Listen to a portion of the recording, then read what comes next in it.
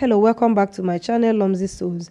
I have noticed so many designers have issues with making their pant, trousers and shorts, and this is because they don't know how to take proper measurements of their crotch depth, also known as body rise. So if you see somebody calling it body rise or you see somebody calling it crotch depth line, they mean the same thing. So today I will show you different ways to take your body rise measurements, also known as crotch depth. I will also show you the best method for any beginner.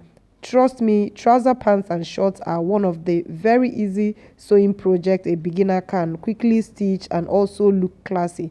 But these body rise measurements will let my sewing beginners breathe.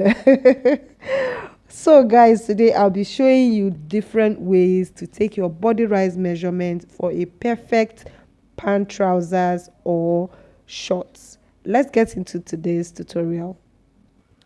For the first method and all the method you're going to do, you're going to tie a rope on your client where you want the waistline to sit, or if the client is wearing pants or skirts, you can use that for reference.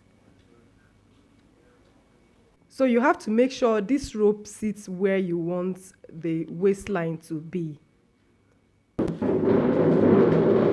Next, you have to let your client sit on a flat surface.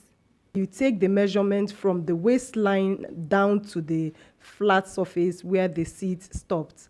As you can see, in this case, it is 10 inches. So for this client, her body rise is 10 inches. Then the second method, I've not used this method before, but I've seen some people use it. You divide your hips by 4, whatever you get, measure from your hips down to wherever it is. That will be your crotch depth. I've not used this before, so you can try it out and see if it works for you.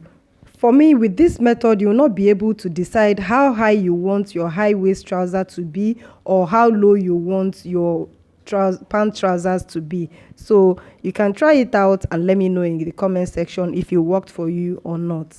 The third method is you're going to take the measurements from your waistline down to under the butt at the back. You have to take these measurements at the back.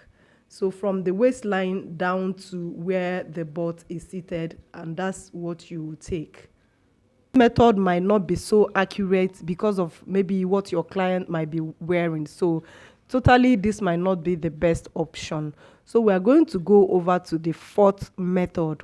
The fourth method is what I will advise every beginner to use because it is like 99.9% accurate. So I would advise you to use this method. Is the only thing there is you have to make sure your client is wearing pants, trousers or tie or something that will be easy for you to take the measurement. So to take this measurement, you have to measure from the waistline down to the back, from front to back. If you can see what she's doing. So you take it from front to back. Make sure it's getting to the waistline. Can you see? So with this method, you're going to divide whatever you get from this, you're going to divide it into 2. Get it? So try any of this method and let me know which one you prefer to do. And I'll see you guys in my next video. Bye.